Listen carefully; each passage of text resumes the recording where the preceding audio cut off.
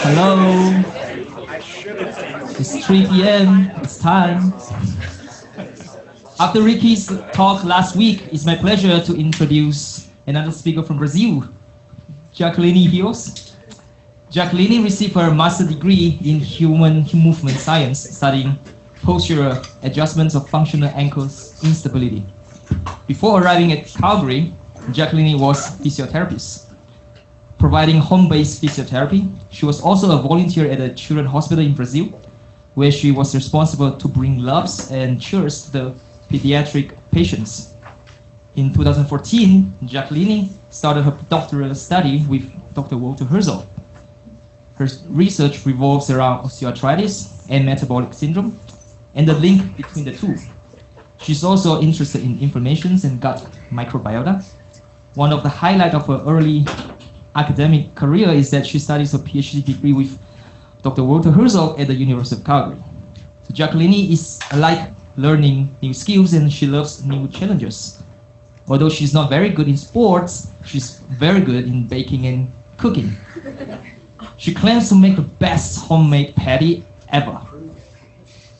I hope some of you here will take a challenge and we will be happy to be judged. We can discuss that later, but first, let's welcome Jaqueline to tell us more about exercise and dietary intervention in a rat model of metabolic osteoarthritis, please. Thanks, Anquan, for the introduction, and good afternoon, everyone. Today I'm going to talk a little bit about the second project for my doctoral work that I'm working on right now. I will start with a brief introduction of obesity, and then the relationship between obesity and metabolic syndrome. Then I'm going to link metabolic syndrome with osteoarthritis, what we usually call metabolic osteoarthritis phenotype.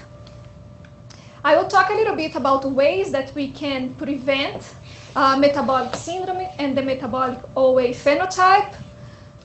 And afterwards, I'm going to talk a little bit about the methodological approach of my study and some of my preliminary results. And by the end of my talk, you are going to know what my animals did every single night.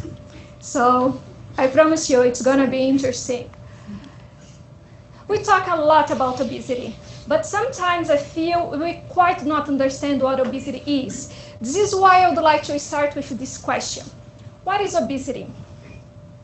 So if we are talking about the World Health Organization, obesity is defined as an abnormal excessive fat accumulation that presents a risk to health. And this is what I would like you to pay attention, a risk to health. I'm going to be talking about this again a few slides from now. Usually obesity is estimated by body mass index. So if a person has a BMI, a body mass index, equal or higher than 30, this person will be considered to be obese. And if we are using the BMI, by 2014, we had more than 25% of the men in North America, in North America and Australia, they were obese, as highlighted in red. Now, if we talk about the female population, this number is even worse. We are not talking only about North America and Australia. We are talking about several countries worldwide that women have, more than 25% of women have obesity. And what is even scary about this is that obesity has been growing and growing since 2014. So now we have much more people obese than what we had at that time. Now coming back to the definition of obesity, what these risks to health mean? When we talk about risk to health, we are talking about metabolic risk factors. And what are these metabolic risk factors? They are visceral obesity, so it's when you have lots of abdominal fat. For example, we usually relate that to the apple shape. We are talking about high blood sugar, that it's usually associated with the inability of insulin to deal with this excessive glucose, this excessive sugar that we have circulating in the body, leading to diabetes. High blood pressure, usually related with heart disease. High triglycerides, known as the bad fat that we have in our body, also related with heart disease. and low HDL cholesterol. This cholesterol is usually associated with the good fat in our body. And why we call it the good fat? Because this fat helps to keep the arteries open and the blood flowing freely. So unfortunately, when we have low levels of HDL, usually we have high levels of triglycerides. And when we have this imbalance between the good and the bad fat, we say we have a dyslipidemia. One more thing about metabolic syndrome is that metabolic syndrome raises the risk for other diseases, for other health issues, as diabetes, stroke, coronary heart disease, and osteoarthritis. When we are talking about osteoarthritis, we are talking specifically about the metabolic osteoarthritis phenotype. And when I say OA phenotype, at least to me, the first question that arises is, why do we subclassify OA in phenotypes? And the answer, it's easier. It's because osteoarthritis, it's a huge disease. And the disease drivers for OA can come from several other diseases. So the pathways for the development of OA, it's not that simple. So we have the phenotypes to help to classify the disease in their disease drivers. So what are the disease drivers for metabolic syndrome, for metabolic OA? Each one of these metabolic risk factors, they are associated with the development of the metabolic OA phenotype. So let's start talking about the dyslipidemia, the imbalance between good and bad fat. So when we have the imbalance of the good and the bad fat, we have lipid deposition in the chondrocytes. So if you have lipid deposition in the chondrocytes, this chondrocyte will not be working very well anymore, what might lead to osteoarthritis. Now talking about visceral fat, the apple shape. We know that fat tissue releases adipokines. And when we have the release of these adipokines, we increase the expression of pro-inflammatory markers. And with that, we are going to have the inhibition of cartilage matrix syntax, and also we will suppress bone formation. And when we have this, usually we are going to have osteoarthritis. High blood sugar. So if we have glucose accumulation, we are going to have chronic low grades of systemic and local inflammation, and we are going to increase the oxidative cellular stress as well. That leads to matrix stiffness, subchondral bone destruction, and also chondrocyte dysfunction that leads to osteoarthritis. And now, high blood pressure. Usually when I have this part in my talk, people think, how high blood pressure can influentiate the knee joint? And actually, it's a simple answer as well. When you have high blood pressure, you usually have the narrowing of the blood vessels that go to the subchondral bone. Consequently, we have a reduction in the blood flow in the subchondral bone that will lead to compromised nutrient exchange. So if the bone doesn't receive food, the bone is going to die. The bone is going to die, right? And will lead to osteoarthritis. Another thing that is really interesting is that usually these metabolic risk factors, they are associated with the consumption of a bad diet, a diet rich in fat and in sugar. And furthermore, this diet rich in fat and sugar does a few other more bad things to your body. So when you eat this kind of diet, usually we have something that is called dysbiosis. That is the decrease of the good bacteria in your gut and the increase of the bad bacteria in your gut. So again, the imbalance between the good and the bad. And this dysbiosis leads to what we call leaky gut. And what is this leaky gut? So here we have the intestinal mucosal cells, here we have the intestinal lumen, and here we have a vessel. So in this picture, these cells are working well. So they are together, working well, we don't have leaky gut. When we have this dysbiosis,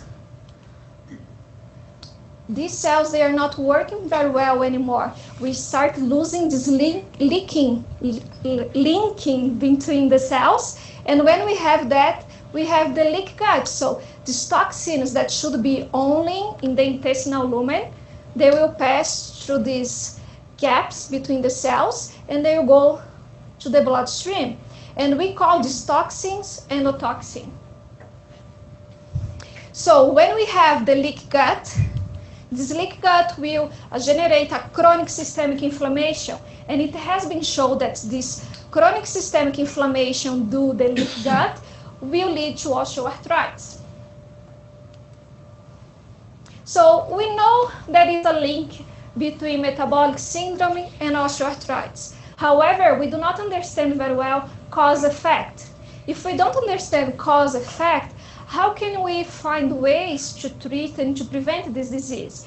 So in order to understand a little bit better about this metabolic OA phenotype, we decide to use an animal model. So Kelsey Collins, a former student, PhD student with Dr. Rios Oct, she fed a few animals, a set of animals with a regular, healthy diet.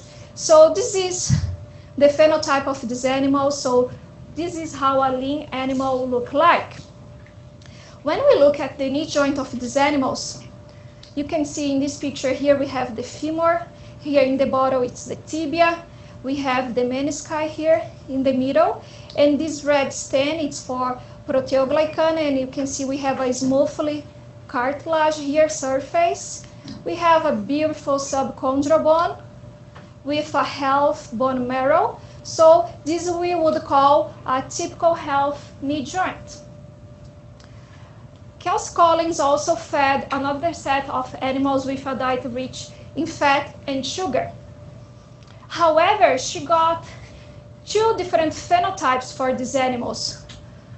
Some animals, they put lots of body weight, but another animals in the same diet rich in fat and sugar, they didn't get as heavier as the other animals. So what it's actually really interesting, because if you think about us, we can be eating the same kind of food, and half of us are gonna get more fat than the other half, right? We see that in the real life, unfortunately. I wish I could be here, but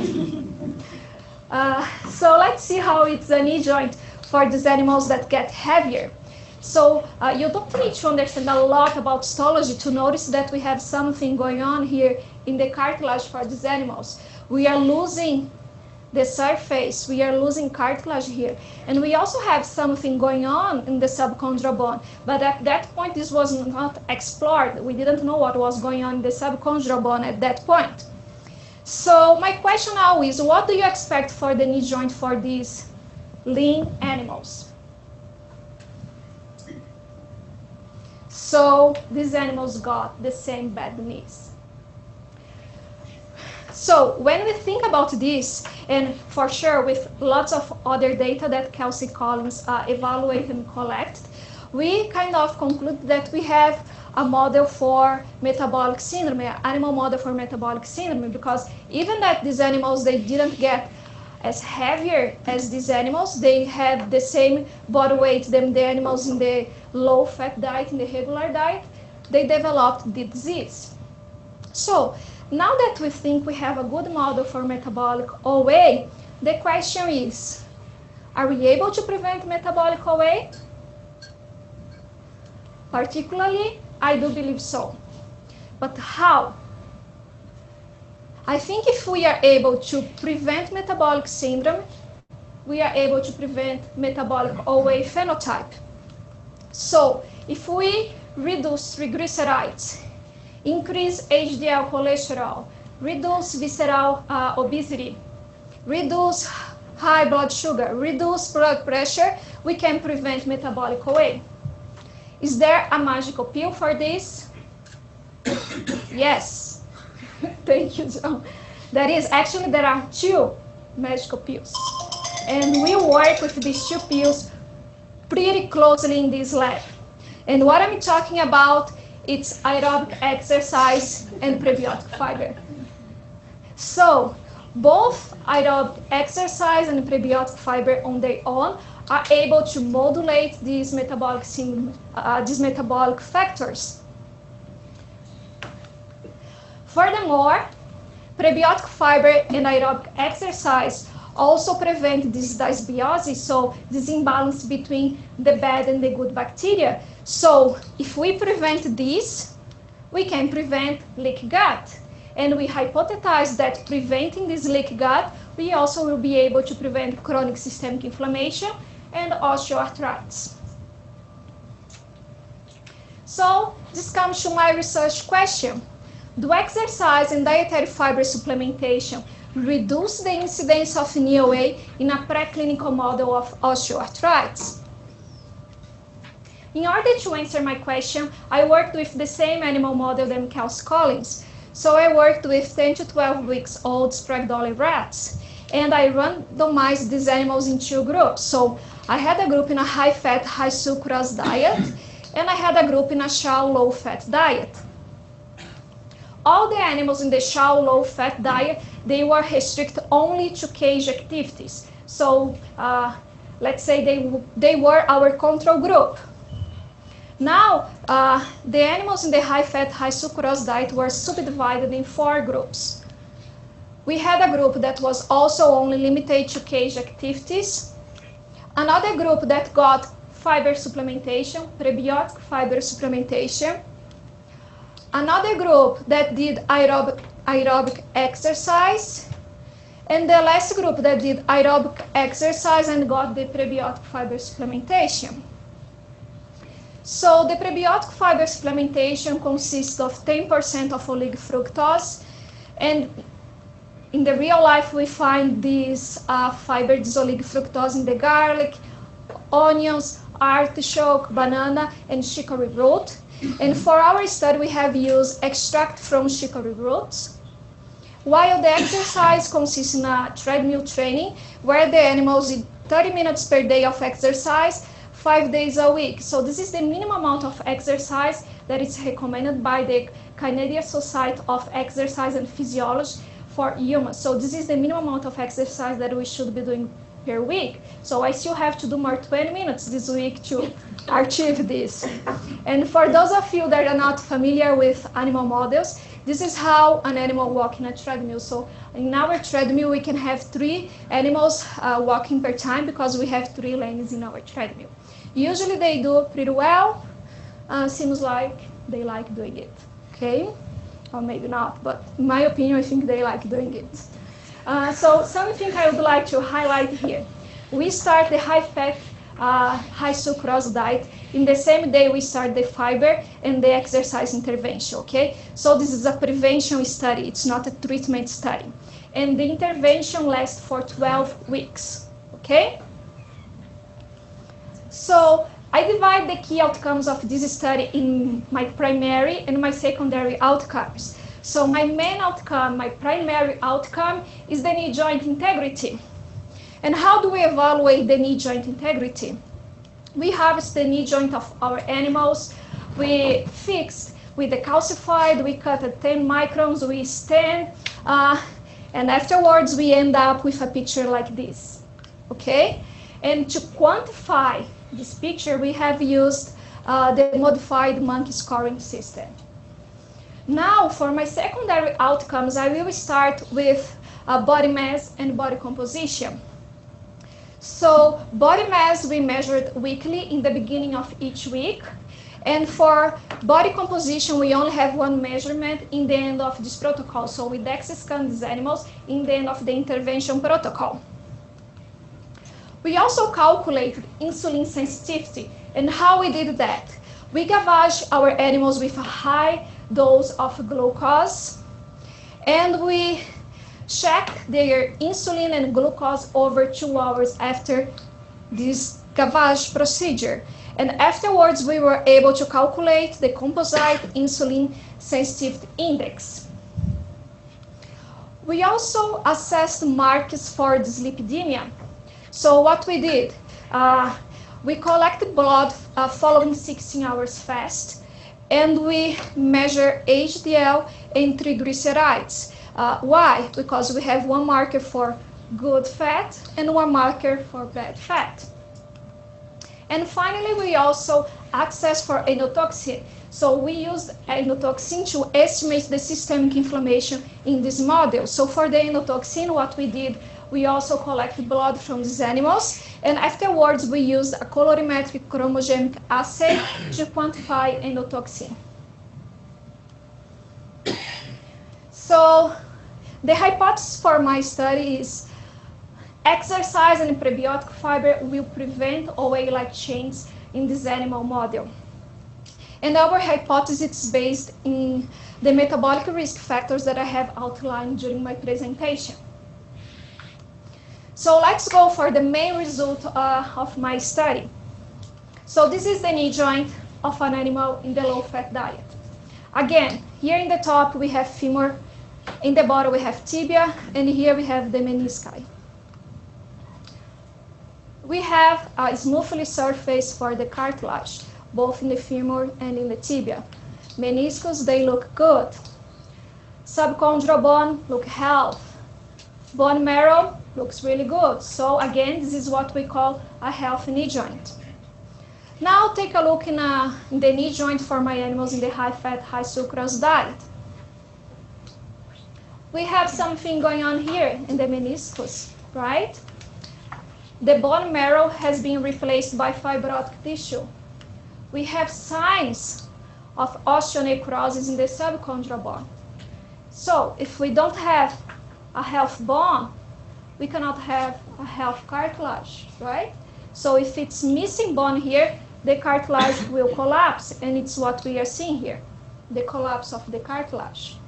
Now, when we fed our animals with fiber in combination with this high-fat, high-sucrose diet, this is what we have as a result for the knee joint. What do you think happened? I don't think I need to talk much, right? This is pretty similar to this. So in other words, we are able to prevent these changes in the knee joint of these animals only by adding fiber in the diet. So I want to make this clear. They are eating the bad diet and they are also eating some fiber, okay? Exercise.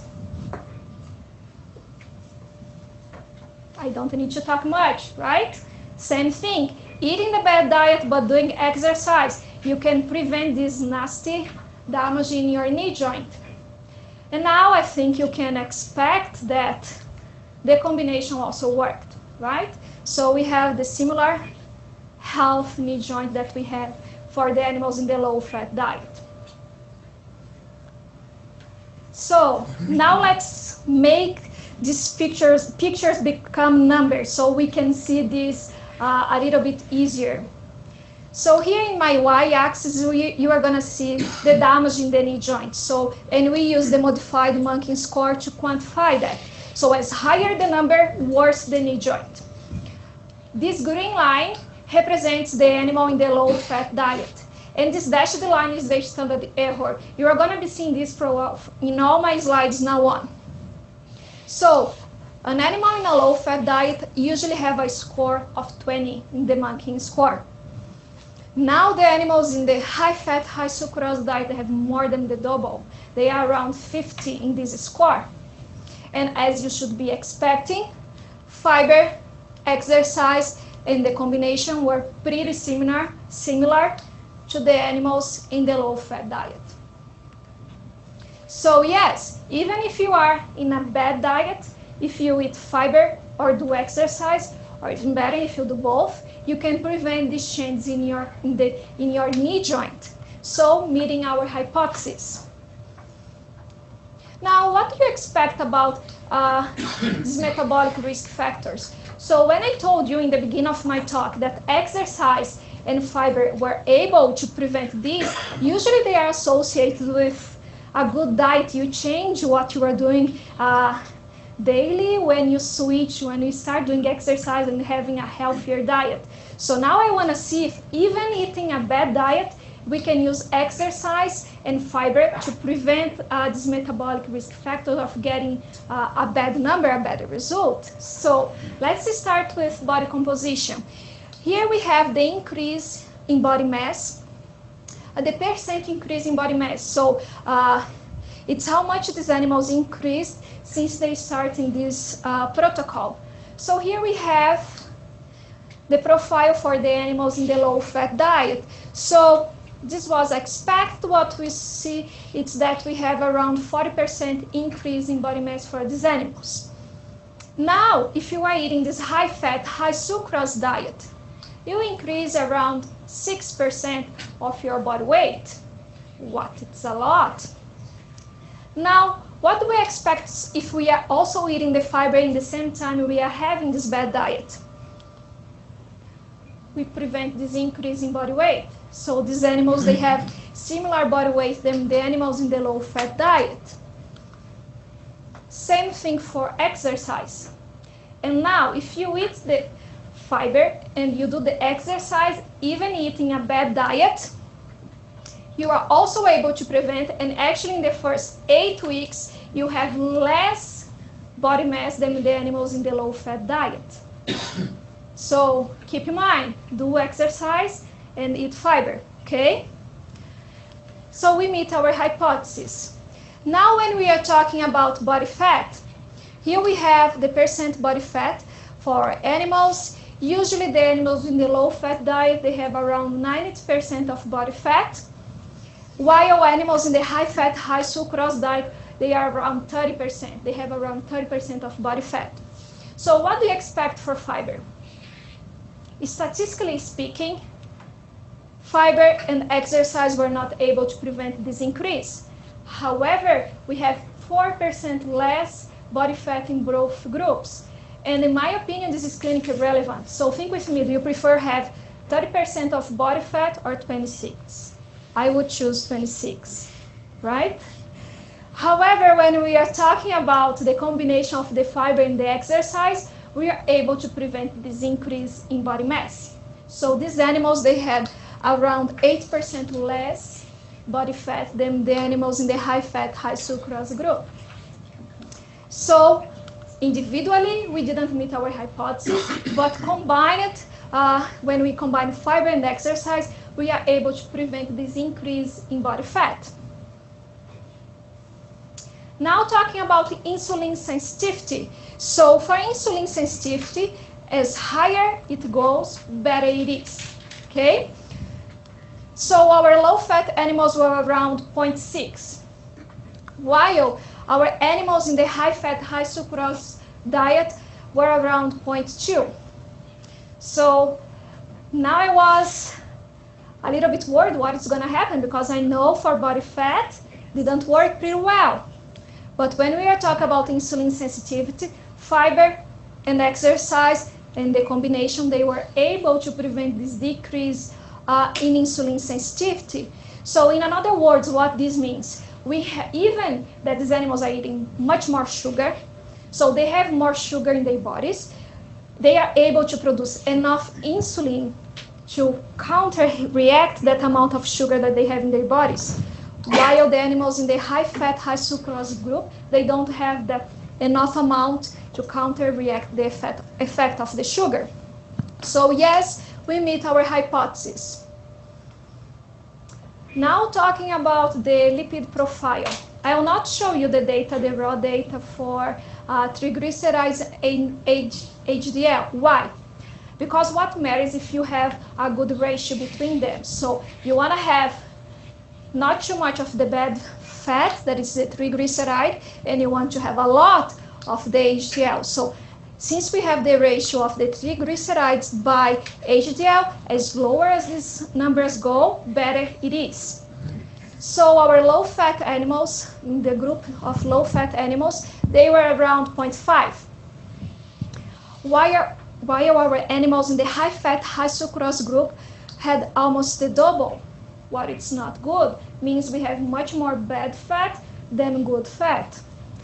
So talking about our intervention, fiber was able to prevent this increase in the ratio, as well exercise, and for sure the combination.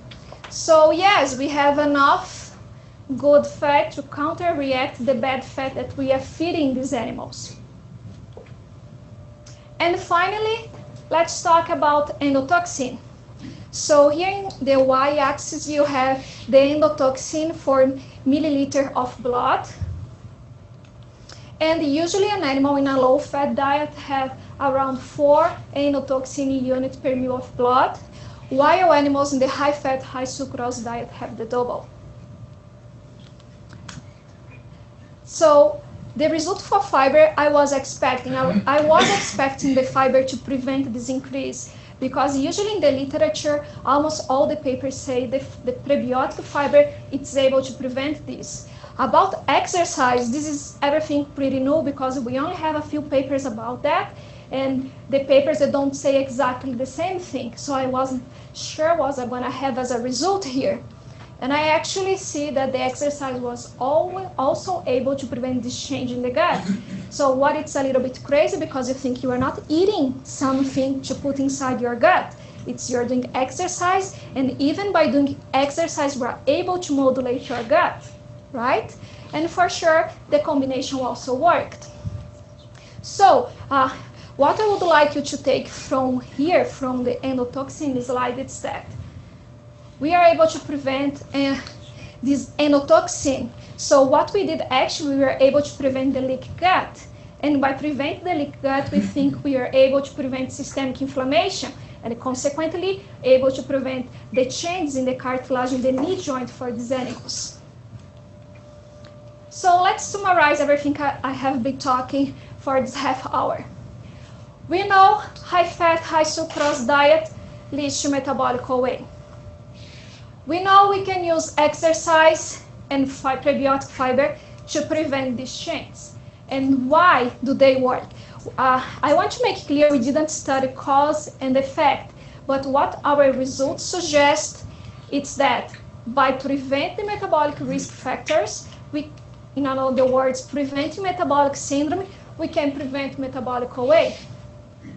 And what I would like you to remember when you leave this room today is that I will not stop people from eating bad food.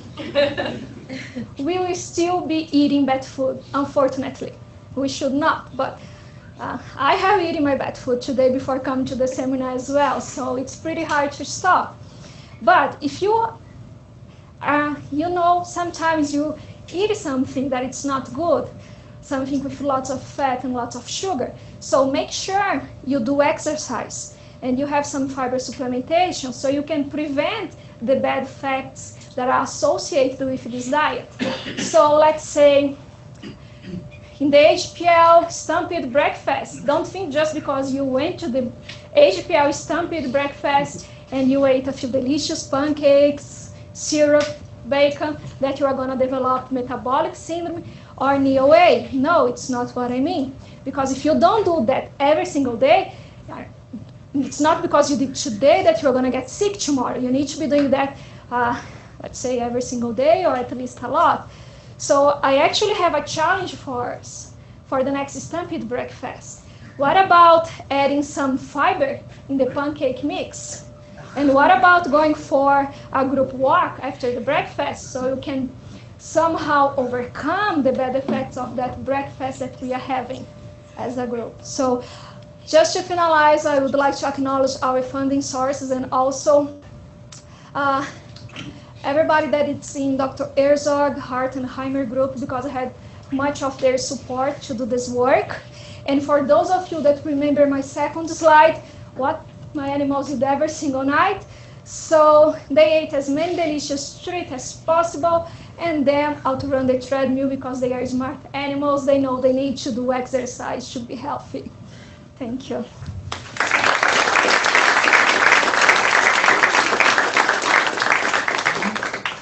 Thanks, Jaqueline.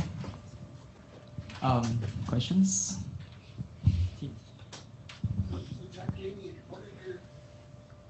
made a statement that you thought that the exercise was effective in reducing leaky gut because you see a reduction in the endotoxin score.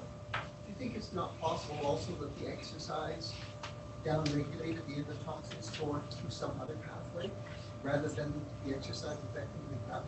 Could it not upregulate some other process that would mitigate or attenuate the endotoxin?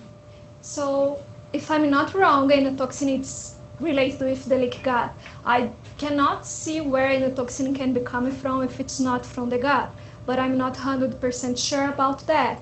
But this is why I'm associating that we are doing something. For sure, I think it's not the exercise acting directly in your gut. You are changing something before that. If it's hormonal or what it is, I don't have a clue. Something is happening that is dictating the gut to work well, to keep this balance between the good and the bad bacteria.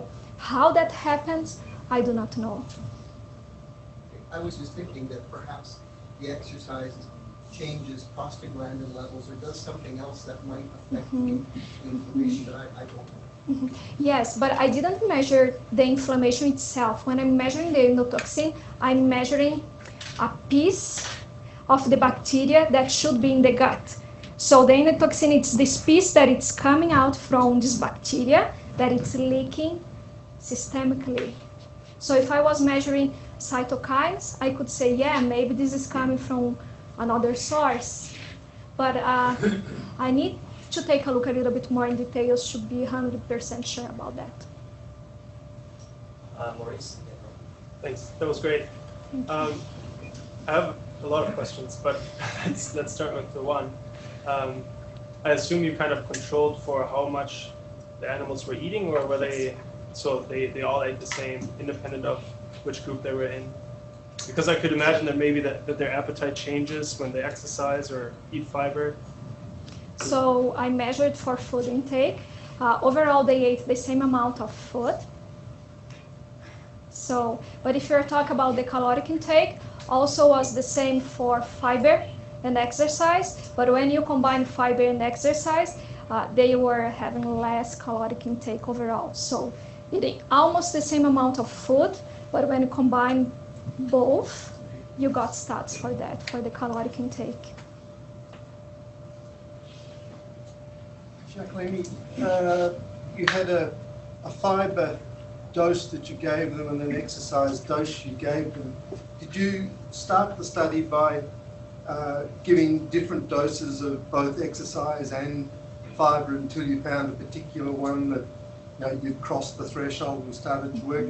Or the other way of stating the same question, is there a graded response here to metabolic syndrome by different levels of, if you doubled the fiber or doubled the exercise, was it going to get even better still?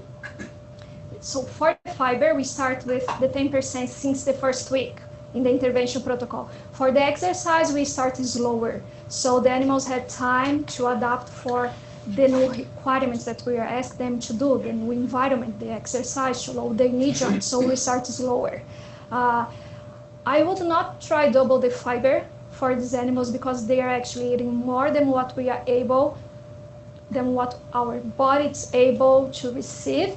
So I think 10% should be the maximum that I should be trying these animals, because otherwise I cannot translate to humans study.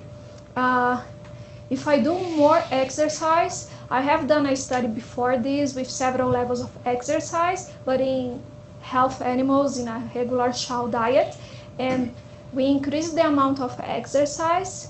Was not statistically significant, but we saw that the knee joints actually looked better than the animals that did less exercise, but it's not statistically significant.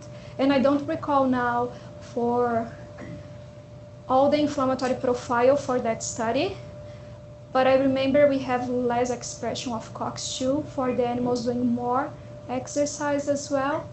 No, actually was the same across all the groups, was not lower. Comparing with the sedentary, all the animals that were doing exercise had So good do you think profile. this exercise was a reasonable amount of exercise? It was a very large amount of exercise. I don't remember if you showed sort of 6 hours a day or 30 minutes a So day. was 30 minutes a day, 5 days a week. That is the minimum amount of exercise that we should be doing. So when I'm talking about the previous study where I had 3 levels of exercise, the moderate exercise was able to regulate in a good way the inflammation as well. So I do believe that it's a good amount of exercise. And as well, if I start with much more exercise than this, I don't think I can convince people of doing much more exercise than this in the regular basis. So I was trying to do something that it's feasible for people to do as well. But maybe if we do more, it would be better. I would speculate so, but how much more it's better and at each point it's going to be too much, I also do not know. Because some exercise studies for rats are humongous amounts. They can do very big exercise. Yeah. Yeah, Jaqueline. Jaqueline, great talk. Very interesting. I have a question about the model. How come you decided to pick obesity-prone animals in hyperdiet and not obesity-resistant? Can you repeat, sorry? At the beginning, you showed Kelsey's paper, right? Mhm. And you showed that on a hyper diet, a group gets obese, a group remains lean, right? So, metabolic osteoarthritis, as far as I understand, would be associated with the lean phenotype and having like LDL, HDL ratio messed up and other lipids.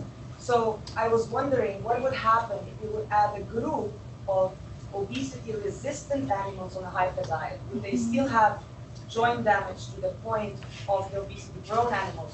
And what if your groups with intervention had the results as they have because of the weight loss rather than actually prevention?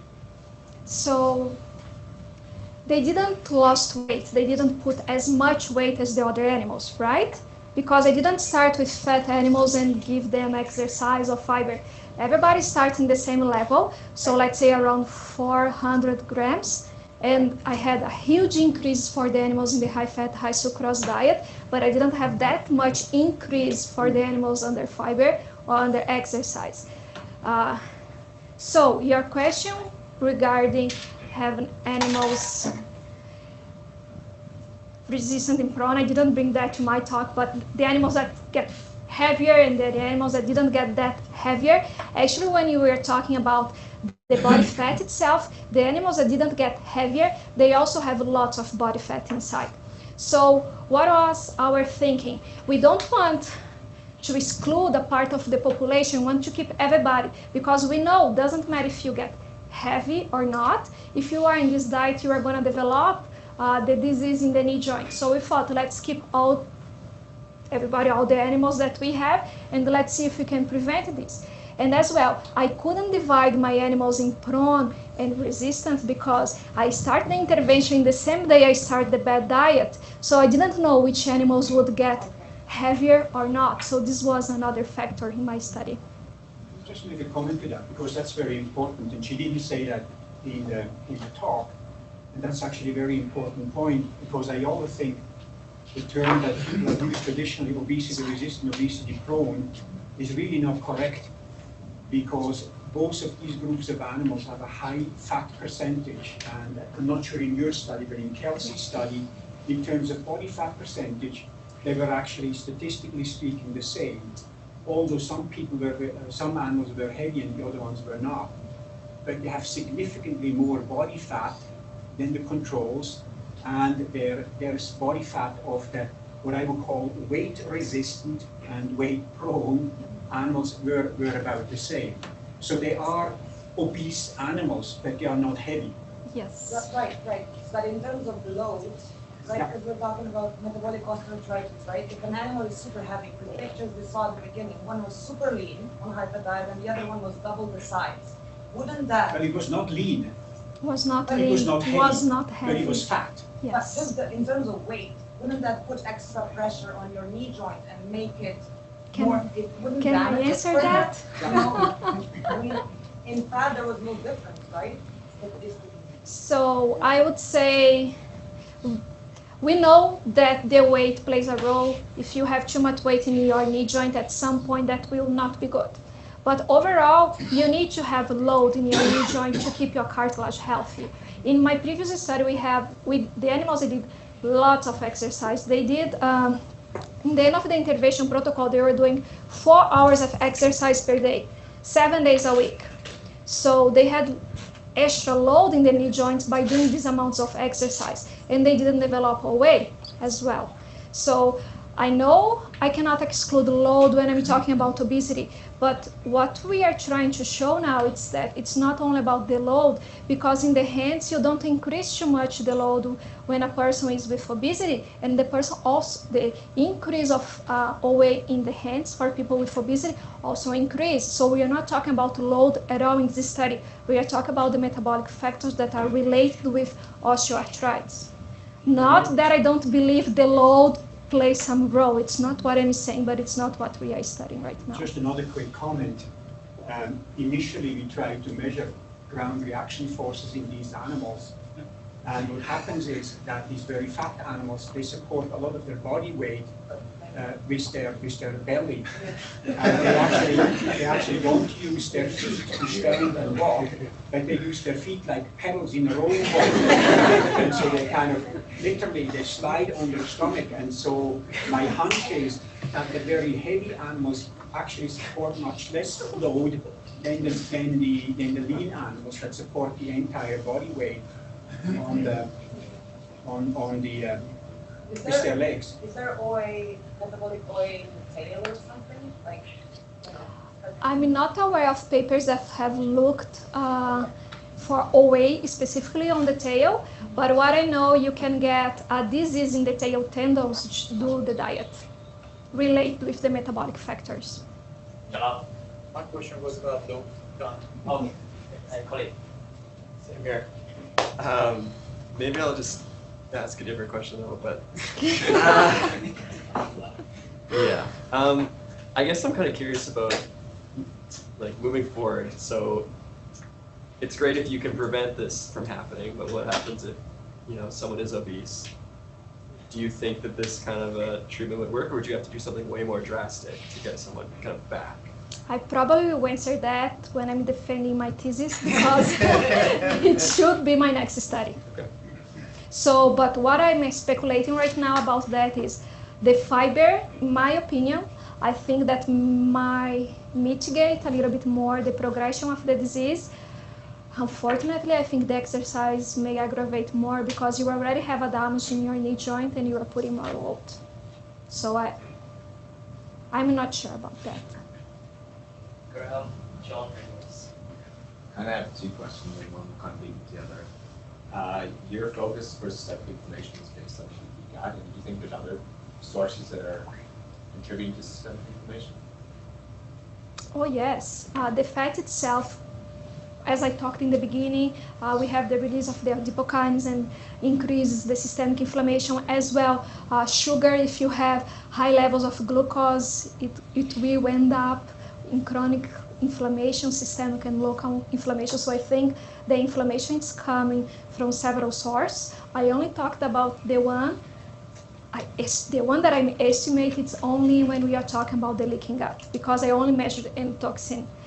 For my presentation right now, I'm only talking about endotoxin. Yes. So the other question I have is what I just kind of noticed today when you presented, I think it's really interesting, is that with the fiber and exercise group, you weren't able to actually prevent the % increase in body fat. Yes. But what you are doing metabolically is you're improving insulin sensitivity on lipid levels. So I'd be really interested to see if your fat stores are actually healthier in a way that you're actually, I'd be curious to hear what the kind of levels are like, the markers are like in those fat stores, to see if these fat depots are actually healthier, even though there's 100% body fat. Yeah, I'm currently working on the cytokines, and I think the next, I collect several sources of fat as well. So the next step logical step should be take a look in this fat to see if they are health fat tissue or sick fat tissue. So this should be the next steps of my analysis. So that was really great. Thank you very much. One of the things I was wondering though is when you were talking about it, did you have any measurements of how active the animals were just generally? So outside of the study, so what was there a noticeable difference? Unfortunately, I was not able to measure for that because these animals, they get quite big, so I was not allowed to put them in the metabolic chambers to measure. But just generalized cage activity. Did you measure that at all? No, because we do that in the metabolic chambers, and I was not able. But Walter was saying that these animals, they get quite big, and at some point it's hard to move in the cage. Yeah. But I stopped my experiment at 12 weeks. So at 12 weeks, these animals are still able to walk. I do not know lots of details, and at some point, I guess Graham will be presenting this. He has some data because he worked with younger animals, so he was able to put these animals in the metabolic chambers. So he has a profile for how much the animals are moving, more or less, when they are in the cage. I might have a small answer to that. I years ago did a study with lean mice and fat mice, and there was a wheel in there and a tick over how far they travel at night. And the normal mice might do 12 kilometers a night and spinning, and the fat mice might turn the wheel once.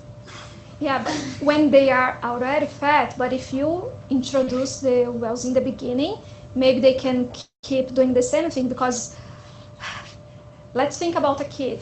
When you feed a kid with sugar, usually the kid moves a lot, right? And these diets are rich in sugar, so I'm not sure. Yeah, my mice were. That was kind of my thinking. Sorry for coming back to the load question, but you said you don't really know, but I think you have a great data set to answer that question. I mean, you have measured all those variables, including body mass. So have you ever thought of, doing a multivariate analysis and looking does the body mass explain any difference in the Mankin score, or is it really only those metabolic factors? And I think from some of your data, it seems to suggest that maybe the body mass doesn't really play a role. I need to run that data before I answer for sure, but from previous study, from Kelsey Collins' study, she has done some correlations, if I'm not wrong, was with body fat, not with body mass, and Mankin score, and she found a correlation between that. But I need to run more stats before I be able to answer something about my data. But just to confirm, you did have animals that put mass on, and you had some that did not put mass on in that high fat, high sugar diet? I will show you the profile for that, like here. So I had 3 animals that put lots. This is body fat, right? Had much more body fat than the other animals. And if you showed that same graph for body mass, would that be similar, or? I'm not sure. Okay. But it would be quite interesting to see if you could do, you have quite a few animals, maybe you could look at that. Definitely. I have to do that, I know. Will be the next step. Cool. So the most interesting results of all are with the subchondral bone. You know that, right? I know that. So, no. Do you ever see, do people see osteonecrosis in post-traumatic OA models and ACL transection mouse models? Do people see the necrosis and the collapsing of the articular cartilage like that?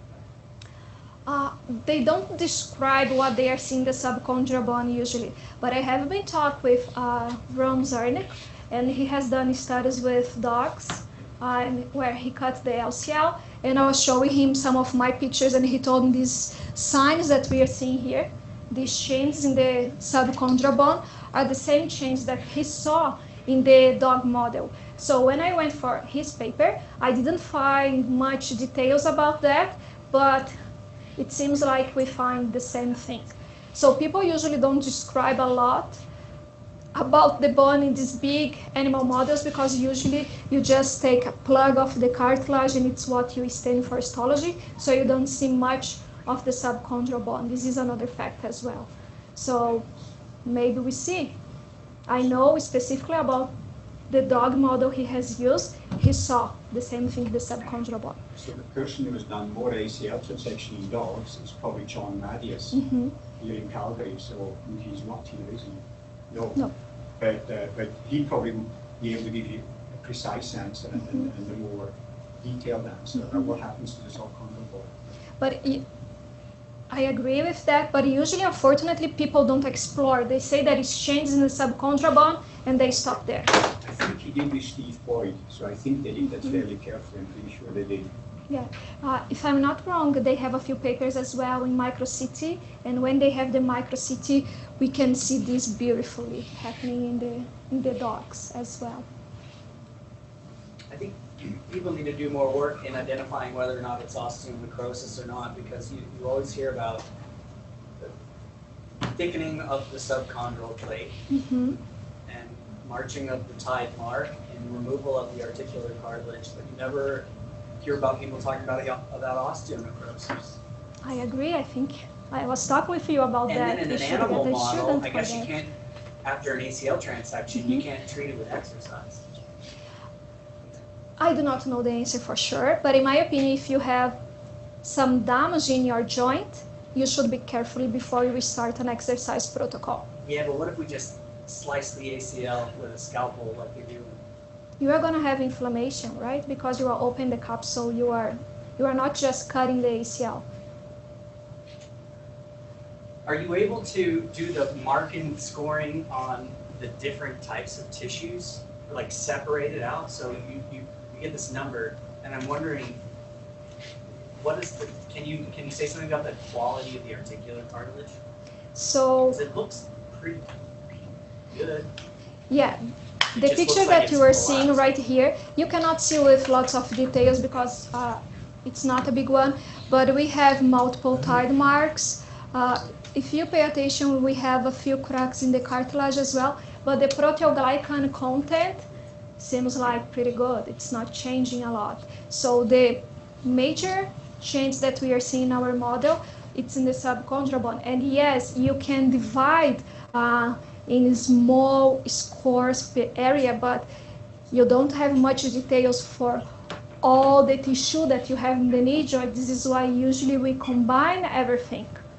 But the initial Mankin score is where you look at the bone, the cartilage, the menisci, and then you actually put it together. So if you wanted to, you could, You the can separate do that. scores are there, and then you just add them up. This is what we do. I mean, it really begs the question of why people get OA and where it starts. And to me, at least in this model, it has nothing to do with the articular cartilage. So for my candidacy, you have asked the same thing, and I went the other way around, and now I agree with you. I would say that in this model, it's starting the subchondral bone. So therefore, we need to give the bones to Steve Boyd. It's what I'm trying to do. And then we need to determine, as a field, if it makes sense to subclassify OA, or if people need to be calling this or something else, give it a completely different disease name. Yeah, I agree with you. Rios disease. Joint damage.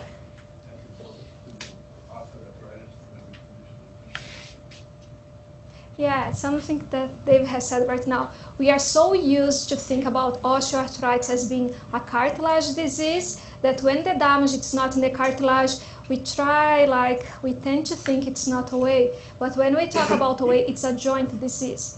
So even if the cartilage is not sick, but the subchondral bone is, or synovium is sick, or menisci is sick, you kind of still can be saying that it's osteoarthritis. So we might have to improve the definition that we have and change everything that we call osteoarthritis. So I agree with that, but with the definition we have right now, I would call this OA. Okay, final, really quick. What if you were able to look at the hip joint in these animals? What would that tell you? It's the next step, but Kelsey has done that before. And if I'm not wrong, in the hip they didn't find chains, but they found in the shoulders. So it's what we are working right now as well. It's in the hips of these animals. That's exactly right, and that was because I told Kelsey to look at other joints because it's systemic, it's the inflammation, so of course it affects all the joints, but then it didn't. The hips were perfect. The shoulders were not. The shoulders were like the knee was bad. So yes, we think about it, there's the systemic inflammation, though the inflammation doesn't affect. Why should one joint be protected and the other one not? So it's actually a very, very interesting question. Yeah, I'm still trying to come to grips with why exercise and the fiber are leading to the same outcome. Do you think there's a final common pathway, or do you think there's multiple ways to get to the same endpoint? Because I understand that exercise could improve the oxygenation of tissues, and that could improve, say, the clearance of LPS. Did you take any pieces of the gut to actually look at histology to see if exercise actually prevented the induction of leaky gut and that kind of thing? I mean, you mentioned the microbiome, but you didn't mention whether the bacteria actually changed in the context of those. So I'm kind of trying to figure out how you can get to a common endpoint. So I didn't present all the data that I have so far, and will sound a little bit crazy because I'm also working in the pieces of the gut right now, so I'm doing several things right now at the same time. So I have looked at the gut itself, so the feces itself, and we have an improvement of the good bacteria in the feces for the animal in the fiber, and also we have something going on with the exercise for the bacteria. I cannot tell you right now in the top of my head if the exercise did exactly the same thing than the fiber, but the exercise did something as well. Now what we are doing, we are looking at ilium and column. We are looking for the tight junctions. Let me go to that slide with the gut so I can show people what I'm talking about. Here, so the connection between the cells, there is something we call a protein that we call tight junctions. And actually when we have the leaky gut, it's because that it's not working pretty well. So now we are doing some real-time qPCR to see if these T junctions, they were working or not for both exercise and fiber. So I should have the answer in 2 weeks from now. So Dave, what do you think? Is it, what do you think you stimulate similar pathways that give you the same result? Or do you think you have two very different pathways with the fibers and the exercise that then happen to give you the same outcome measures that you happen to measure? I mean, the fact that when you added the two things together, you didn't get any further improvement, in my mind, means there must be some common pathway involved. Otherwise, they should be either additive or synergistic or something. You know, and maybe you max it out so you don't detect it, but there has to be some common component that is being modified.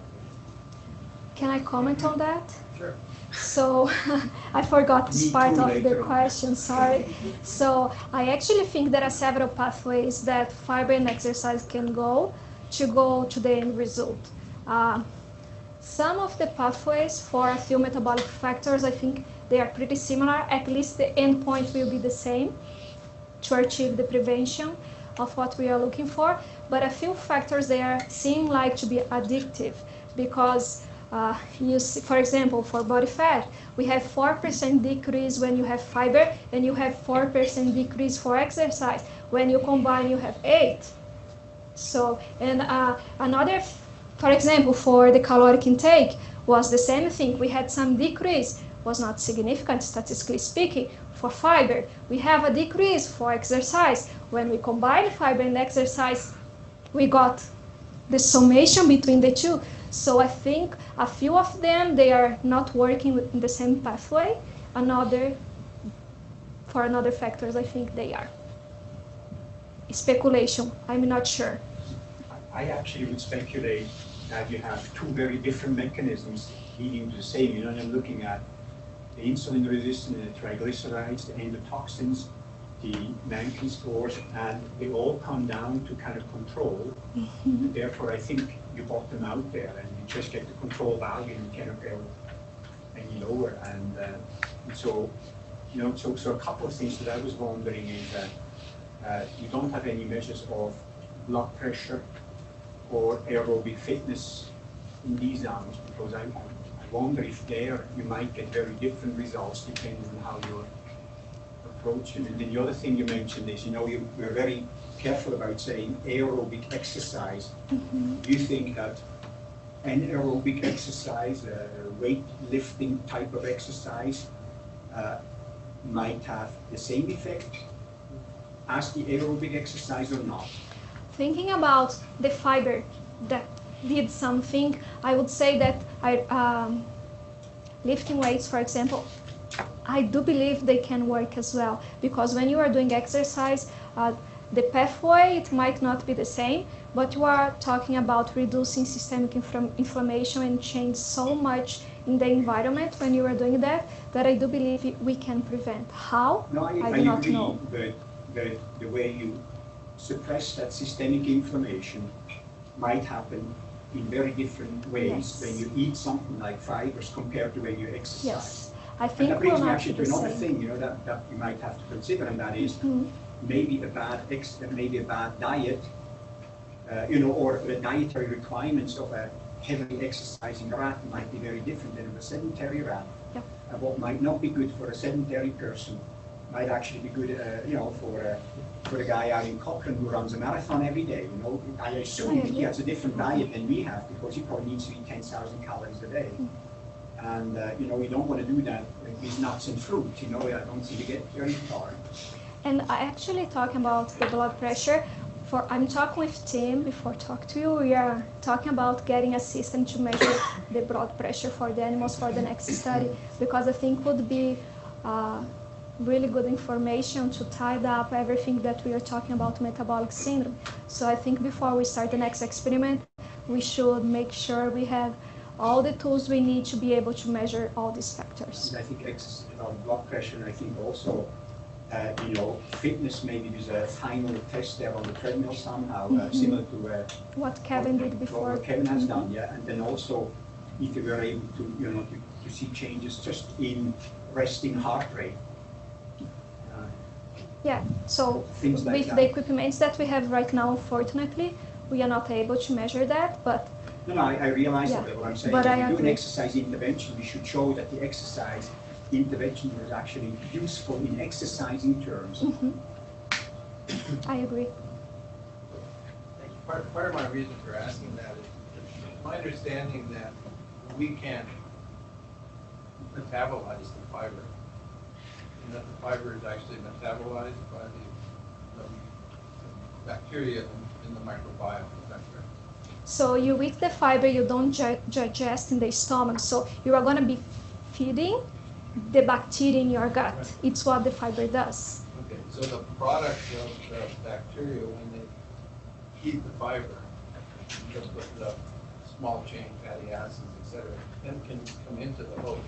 Yes. And so it's the consequence of the fiber that's probably mediating a lot of the host changes. So does that mean then that the fiber is creating an environment that is mimicking aspects of the exercise, or does that mean they're still separate? I'm not sure. But if I remember, wasn't Raylene saying that in human studies, when you start eating the fiber supplement, that you just feel fuller and you eat less, your caloric intake goes down? For human study, usually... But you didn't see that in the rats? No. It was 0.1, so... 0.1 for the stats, so... P-value, okay. Sorry, but it was not significant. No, but there was a trend there. It was a trend for there. the fiber ones to eat less. And actually, if we look, because we measured... Yes. For the fiber, okay. We measured the food intake at 3 time points. In the beginning, first week, in the week 6 or 7, I don't remember very well, and in the last week. The results that I was talking with Maurice are the combination of these 3 time points that I have measured. But if in the first week, actually the animals in the fiber, they eat less. This is why I think when I show the graph for increasing body mass, the animals increase less in the first 8 weeks, because in the beginning they are eating less. So they have less caloric intake in the beginning. So maybe this is why the combination of exercise and fiber helped more in the beginning and prevent this increase in body mass more in the beginning of this protocol. And I actually talked with Raylene about that because I thought I was doing something wrong because the animals on exercise they were also eating less. And she told me, no, it's what was expected. And actually she told me that afterwards in animal study, we are gonna be losing this difference, and it's actually what I saw. In the end, they were eating the same amount, but in the beginning, they eat less. So this trend, it's coming from the first weeks in the intervention protocol. Well, I'm not sure in rats, but in humans, it's very well known that increased body temperature with exercise suppresses appetite. Yeah. And that's why when you go swimming and you stay relatively cool, you're hungry when you're around swimming there, whereas when you run for an hour in the heat, you know, your appetite seems to be suppressed. So we have a trend, but... Of course, the thing is there, Kelsey or Raylene, you're always saying that these caloric intake measures in rats are difficult because they're eating their feces and you never really know how much of that they do and what the caloric intake of that is. I tried to take as much care as possible, so I was changing the cages every single day when I was measuring for food intake, but not every 5 minutes. So for sure, they were eating feces and things like that I cannot account for. We can do that if we feed these animals and we put them in the metabolic chamber, because in the metabolic chambers, the feces, they don't reach the feces, so they cannot eat. Yeah. So if we are able to buy bigger cages, we can put these animals and we can measure everything. And he knows why I'm saying that. But I don't think we are buying them, so... And do you think you need to control the level of physical activity in the group that has no exercise? Like you have the group that gets more fiber, and because they are lighter, probably the level of physical activity is more on them compared to the obese group. And do you think obesity and sedentary type of life that they adopt has any effect in your results? So, for example, here we have our animals in the low-fat diet, right? So if we go around here, I would say around week 7, these animals should be doing pretty well because they don't have that much body weight that would make hard to walk and things like that. But probably after week 7 or even week 8, 9, it starts being a little bit more challenging for these animals. Unfortunately, as I have said, I was not able to measure for that because we don't have enough equipment, tools to measure that. But it would be awesome if we could do. I think it's something really important. So, just when Walter mentioned the satiety that the fiber had, it reminded me of the study from Portia Gulag where they had the leptin knockout mouse and they got super obese, but they had no OA, right? And that study, one of their discussion points was that leptin may be involved in the pathway to OA. And it'd be interesting, I don't know if in the rats you look at leptin levels. Yes, we looked and then actually also maybe improved. that's a linker between exercise as well. Yeah, so the fiber and the exercise improved the leptin levels in these animals. So leptin was lower. It should be, yes. Yes. Okay, so that would be in agreement with the leptin knockout study. So the more leptin it seems. Yeah, but I don't think the leptin is the only pathway, but I totally agree it's something really big that it's leading to the change in the knee joint of these animals. And in Kelsey's study, without exercise, without diet intervention, just with the high fat, high sucrose and controls, and so she did find correlation between Rankin scores and some blood parameters, and leptin was one of them. So it appears at least, a statistical association. Whether or not that's causal, that's a different question. Do you have leptin in these panels? Sorry? Do you have leptin in these blood panels? Cannot hear you. She will have in the leptin, yes. Oh yes, I will have all these results. It'd be interesting to compare exercise to fiber groups. And also adipokines and all that kind of stuff. You also have local inflammation? Yes. Okay. Rats are nocturnal, right? Sorry? Rats are nocturnal? Yes. So they eat mostly at night? Yes. And then they sleep most of the day? Yes. Except when you subject them to exercise. So you're actually disrupting their circadian cycle. Has anybody postulated whether or not there's a neuroendocrine common element in some of this regulatory pathway? I mean, if the exercise is disrupting your circadian pathway and you're eating at night, they're really two different phases of their cycle. I haven't looked too much in papers for that, but I'm also making lots of noise for the animals that are not doing exercise, because when they are all in the same room, so let's say that are for both of them.